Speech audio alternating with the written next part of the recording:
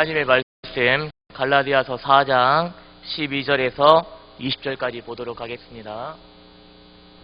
신약성경 306페이지 갈라디아서 4장 12절에서 20절입니다.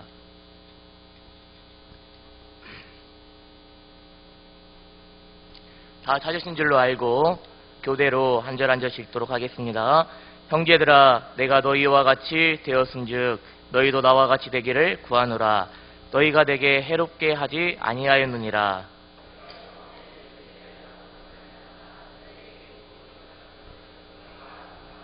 너희를 시험하는 것이 내 육체에 있으되 이것을 너희가 업신여기지도 아니하며 버리지도 아니하고 오직 나를 하나님의 전사와 같이 또는 그리스도 예수와 같이 영접하였도다.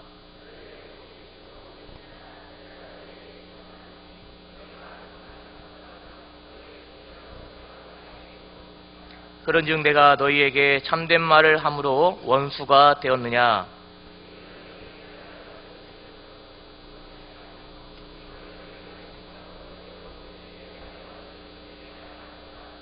좋은 일에 대하여 열심으로 사모함을 받음은 내가 너희를 대하였을 때뿐 아니라 언제든지 좋으니라.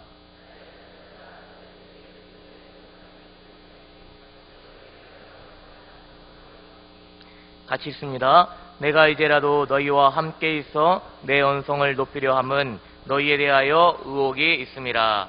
아멘. 해산의 수고라라는 제목으로 하나님의 말씀 전하도록 하겠습니다.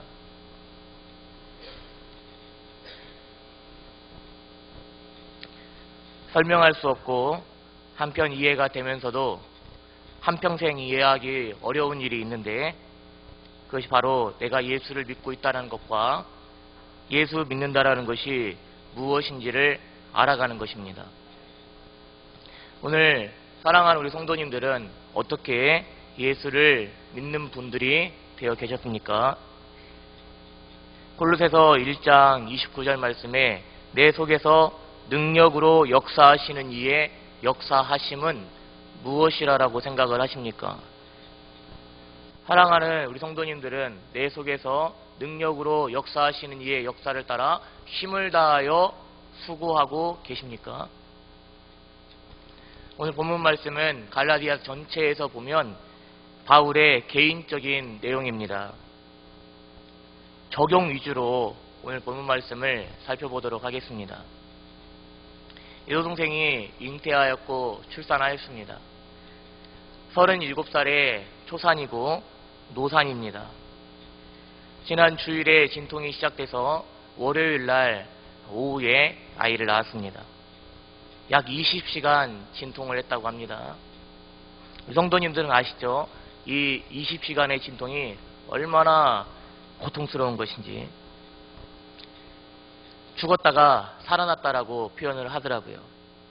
처음으로 경험한 말로 다 할 수 없는 고통이라고 그렇게 얘기했습니다.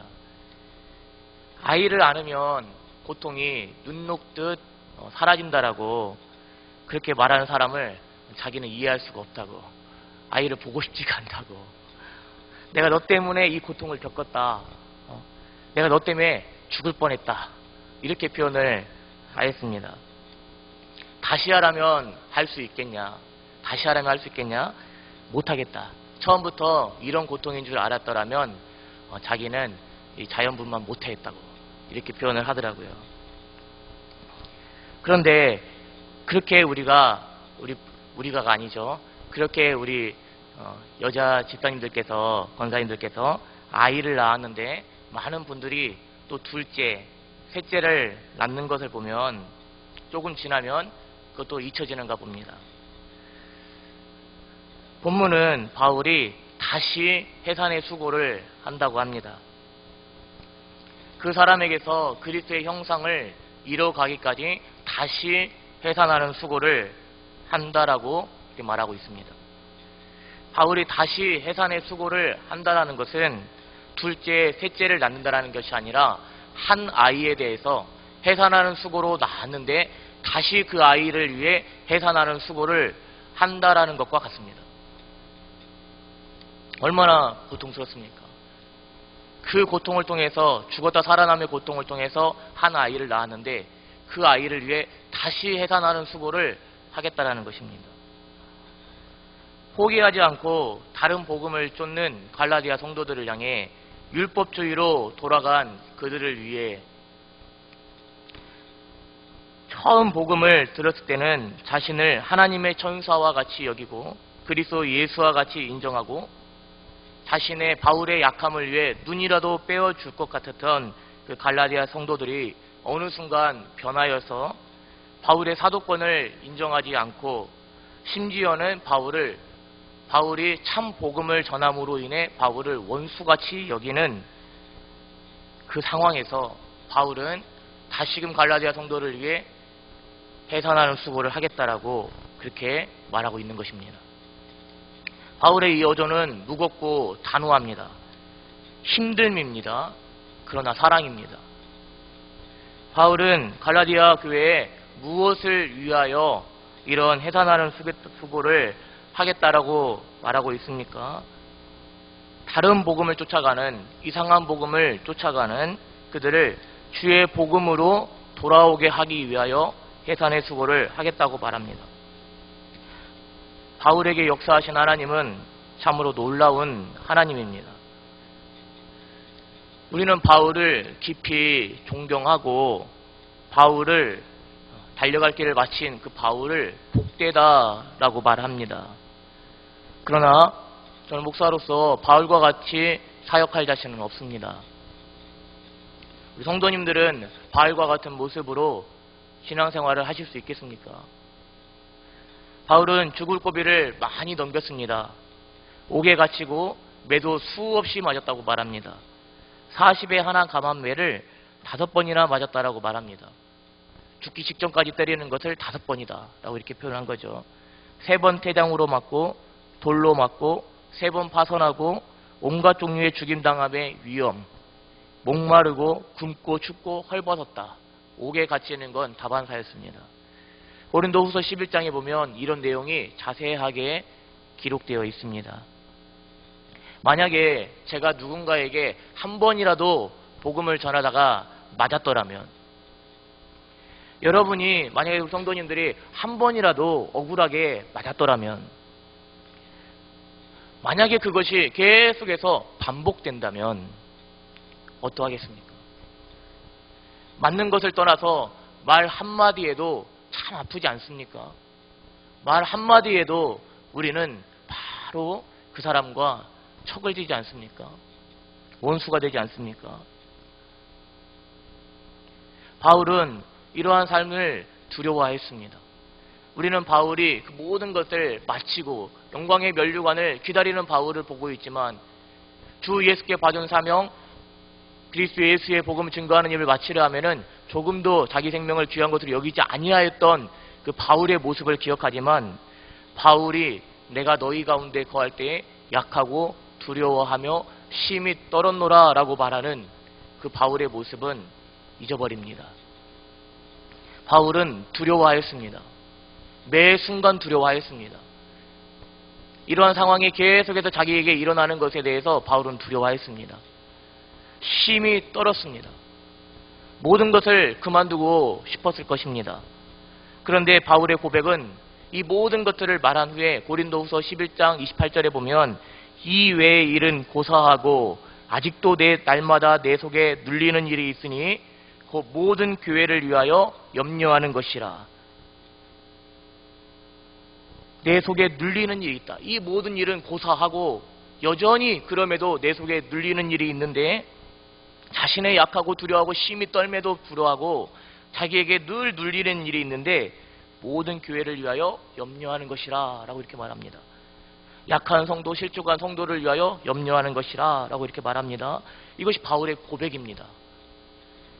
어떻게 이것이 가능합니까? 어떻게 이런 삶이 가능합니까? 오늘 본문에 바울은 그리스도의 형상을 위하여 해산하는 수고를 하겠다라고, 너희 가운데 그리스도의 형상을 이루기 위하여 해산하는 수고를 하겠다, 다시 해산하는 수고를 하겠다라고 이렇게 말하는데, 어떻게 이런 바울의 고백이 어떻게 이것이 가능하냐면 바울에게 먼저 그리스도의 형상을 이뤄가시는 그 하나님의 그 세산의 수고가, 피할 수 없는 그 하나님의 바울을 향한 찾아오심이 바울로 하여금 또다시 성도들에게 그리스도의 형상을 이뤄가는 이 해산의 수고를 하게 하고 있는 것입니다. 다시 말하면 바울에게 그리스도의 형상이 지금 이루어지고 있음입니다. 바울에게도 그리스도의 형상이 이루어지고 있음으로 말미암아 바울에게 해산하는 수고를 하시는 성령의 역사하심으로 말미암아 바울로 하여금 갈라디아 성도들에게 해산하는 수고를 하겠다라고 이렇게 모습이 나오고 있는 것이죠. 우리 안에 그리스도의 형상을 이룬다라는 것이 무엇입니까? 사랑하는 우리 성도님들에게서 우리 성령님께서는 분명히 하나님께서는 끊임없이 우리 성도님들을 그리스도의 형상이 이뤄가시는 그 목표를 향해 달려가게 하실 것입니다. 그러면 우리 안에 그리스도의 형상이 이루어진다라는 것은 무엇입니까? 고린도후서 5장 15절에 보면 그가 모든 사람을 대신하여 죽으심은 살아있는 자들로 하여금 다시는 그들 자신을 위하여 살지 않고 오직 그들을 대신하여 죽었다가 다시 살아나신 이를 위하여 살게 하려 함이라 라고 말씀입니다. 여쭤보겠습니다. 갈라디아서 4장 9절에서는 여러분이 하나님을 알고 하나님의 아신 바 되었거늘 이라고 말합니다. 사랑하는 우리 성도님들이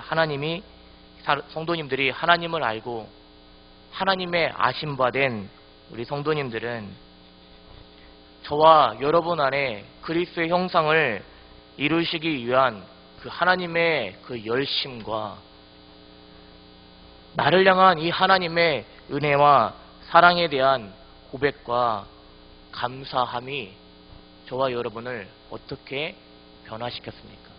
어떻게 변화시켜 가고 있습니까? 우리는 잊어버렸습니다. 그리고 잃어버렸습니다. 내 안에 그리스도의 형상을 이뤄가심에 대해 머리로는 동의하지만 삶으로는 거절합니다. 지금도 충분히 억울하다라고 생각을 하고 내 편을 들어주시는 것이 아니라 은혜가 더할수록 너가 비우라, 너가 낮추라, 너가 복종하라, 너가 죽으라 라고 이렇게 말씀하시는 것에 대해서 거절합니다. 머리로는 동의가 됩니다. 머리로는 이해가 됩니다. 그러나 삶으로는 거절합니다. 서로가 거절합니다. 나만 거절하는 것이 아니라 서로가 거절하고 모두가 거절하고 있습니다. 그러나 바울의 심정은 비통함과 단호함입니다. 단순히 즐겁게 하려는 것이 아니라 그리스도를 따르게 하려 하고 있습니다. 내 언성을 바꾸려 한다라고 말했습니다. 참된 말을 단호하며 부드럽게 하고자 하는 것입니다. 반드시 들어야 할 진리를 지극히 개인적인 이기적인 마음으로 하는 것이 아니라 사랑하는 우리 성도님들로 하여금 갈라디아 성도들로 하여금 복음을 단단히 붙잡게 하기 위해서 당해야 할 모든 진통을 겪겠다라는 것입니다. 최근에 주신 은혜의 감격은 해산의 수고입니다. 이 모습밖에 안 되는 우리에게 주님은 다시 그리고 또 다시 끊임없이 찾아오십니다. 내 안에 그리스도의 형상을 이루고자 끊임없이 찾아오십니다. 힘을 다하여 수고하십니다. 하나님의 열심입니다. 이것은 하나님의 열심이자 바울이 달려갈 목표였습니다. 내 안에 그리스도의 형상이 이루어지는 것, 그것은 바울의 달려갈 목표였습니다. 그리고 우리 모든 성도의 동일한 달려갈 목표입니다. 하나님께서 그렇게 내게 행하시는구나. 하나님께서 나에게 그렇게 열심히셨구나. 내 안에 그리스도의 형상을 이루고자 하나님께서 이렇게 수고하시는구나. 다른 성도들의 누군가의 해산하는 수고를 통해 오늘의 내가 있는 것이구나. 왜 이렇게 하나님께서 끊임없이 우리에게 찾아오시고 다시 찾아오시고 또다시 찾아오시면서 끊임없이 나로 하여금 그리스도의 형상이 비춰지기를 그렇게 원하십니까? 그렇게 수고하시는 것입니까? 변하지 않기 때문에 그렇습니다. 변하려 하지 않기 때문에 그렇습니다. 우리가 그렇게 변하려 하지 않기 때문에 그렇습니다. 그런데 감당할 수 없는 하나님의 하나님 되심은 이 해산의 수고라는 말과 그리스도의 형상을 이뤄간다는 말씀에, 그리스도의 형상을 이뤄간다는 이 말씀에 담겨있는 깊은 의미가 우리의 마음이 얼마나 하나님을 향해 흔들림이 없는가에 대한 것이 아니라 오히려 하나님의 마음이 우리를 향해 얼마나 흔들림이 없는가에 대한 것입니다. 우리는 늘 흔들립니다. 늘 약합니다. 늘 힘겨워합니다. 이것이 우리의 모습입니다. 과정입니다. 그런데요, 우리의 마음은 늘 하나님을 향해 흔들리지만 하나님의 마음은 우리를 향해 흔들림이 없습니다. 그것이 우리가 감당할 수 없는 하나님의 하나님 되심입니다. 그것이 바울의 삶을 통해, 본문을 통해 비춰지고 있습니다. 바울이 대단한 것이 아니요, 바울로 하여금 이러한 해산하는 수고를 다시금 하겠다라는, 자신을 원수같이 여기는, 두렵고 심히 떨리며 약하였던 그 바울이 매 순간 복음을 전하며 나아가게 하셨던, 바울로 바울되게 하신 그 하나님이, 바울에게서 그리스도의 형상을 이뤄가시는 그 하나님이 바울로 하여금 또 다른 누군가에게 그리스도의 형상을 이뤄가시는 그 하나님이 놀라우신 것이죠. 주님께서 날마다 이 일을 행하고 계십니다. 우리의 반응에는 앉고 일어섬이 있습니다. 우리는 그것을 무척 대단한 것으로 여깁니다. 위대한 것으로 여깁니다. 엄밀히 말하면 우리의 반응은 주님 없이 내가 할 수 있는 어떤 그런 모습들은 순간의 사소함입니다. 순간의 사소함이라 할 수 있습니다. 진짜 대단하며 위대한 것은, 진짜 놀라우며 아름다운 것은 내가 할 수 없는 그것을 나를 통해 주님이 행하심으로 하나님이 비춰지는 그것입니다. 이 일을 끝날해가 아니라 끝날까지 내게서 이뤄가시는 주님이 놀라우신 것이죠. 우리는 그렇게 대단하지 않습니다. 나의 결단 물론 중요합니다. 그러나 내게서 이 일을 이뤄가시는 하나님이 놀라우시고 대단하신 것이죠. 그런 모습으로 저와 여러분이 오늘 이 자리에 여기까지 이르렀습니다. 주님을 사랑함과 따름은 별개의 것이라고 생각을 합니다. 아니요, 동일한 것입니다. 사랑함과 따름은 동일한 것입니다. 예수를 믿습니다. 예수를 사랑합니다. 우리가 예수를 믿고 사랑함으로, 그러면 우리 성도님들은 어떤 열매를 맺기를 원하십니까? 어떤 열매를 맺기를 원하십니까? 우리 옛사람의 모습은 깨닫는 자도 없고 하나님을 찾는 자도 없고 다 치우쳐 함께 무익하게 되고 선을 행하는 자는 없나니 하나도 없도다 였습니다. 그러나 지금은 그렇지 않습니다. 오히려 우리에게 역사하시는 하나님의 열심은 나는 이제 너희를 위하여 받는 괴로움을 기뻐하고 그리스도의 남은 고난을 그의 몸된 교회를 위하여 내 육체에 채우노라. 하나님의 말씀을 이루려 함으로 바꿔주셨습니다. 이 비밀의 영광이 이방인 가운데 얼마나 풍성한지를 알게 하려 함이라. 이것이 바울의 고백이었습니다. 이 비밀은 너희 안에 계신 그리스도니 곧 영광의 소망이니라. 이를 위하여 내 속에서 능력으로 역사하시는 이의 역사하심을 따라 힘을 다하여 수고하노라. 사도 바울의 고백이었습니다.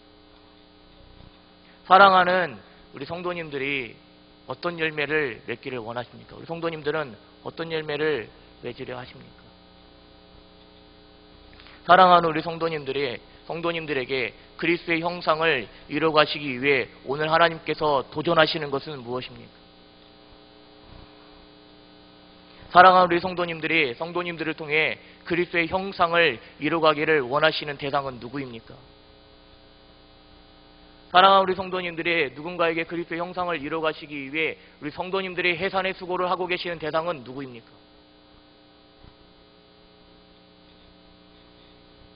그토록 변하려 하지 않는, 그토록 변하지 않는 우리에게 주님은 끊임없이 찾아오셔서 뿌리를 바꿔주시고 뿌리를 하나님께로 향하게 하시고 내 안에 거하면, 내 말이 너희 안에 거하면 너희가 많은 열매를 맺게끔 약속하시고 열매를 맺을 수밖에 없음에 대해서 말씀해 주시고 이 뿌리를 바꾸시고 열매 맺음을 위해서 우리에게 끊임없이 수고하고 계십니다. 사랑하는 우리 기쁨의 동산교회 우리 모든 성도님들은 어떤 열매를 맺기를 원하십니까? 그리스도가 열매 맺기를 원하십니까? 사도 바울에게서는 자신에게 역사하시는 이의 역사를 따라 자신에게 이 모든 일을 이루시는 하나님을 따라 그리스도의 형상을 이루기까지 다시 해산하는 수고를 하겠다고 합니다. 그것은 하나님의 바울을 통한 비춰지심이었습니다. 나타나심이었습니다. 주님이 나를 향하시는 이 위대하신 그 사랑하심과 그 은혜가 사랑하는 우리 성도님들을 통해서 비춰지고 흘러가기를 주님의 이름으로 간절히 축원합니다. 함께 기도하도록 하겠습니다. 합심해서 우리 기도합니다. 바로 불을 꺼주시고요. 음악을 틀어주시고요. 우리 함께 기도하도록 하겠습니다. 40일 특별 새벽 기도 기간은 많은 열매를 맺는 기도의 시간으로 우리가 그렇게 기도 제목을 잡고 가고 있습니다. 회개와 기쁨을 위한 오직 복음이 선포되기를 우리가 소망하고 있습니다. 오늘 이 새벽에 하나님께서 우리를 찾아봐 주시고 우리를 통해 이루고자 하시는 그 모든 일들이 오늘 이 새벽에도 이루어지게 하시고 40일 특별 새벽 기도의 기간을 통해서 우리의 체질이 변화되게 하시고 삶의 중심과 방향이 바뀌어지게 해주시고 우리의 삶의 모든 수고와 모습이 달라질 수 있도록 그렇게 하나님 우리를 찾아봐 주시고 역사하여 주옵소서라고 함께 기도하며 나아가도록 하겠습니다. 주의 이름 부르시고 기도하도록 하겠습니다. 주여!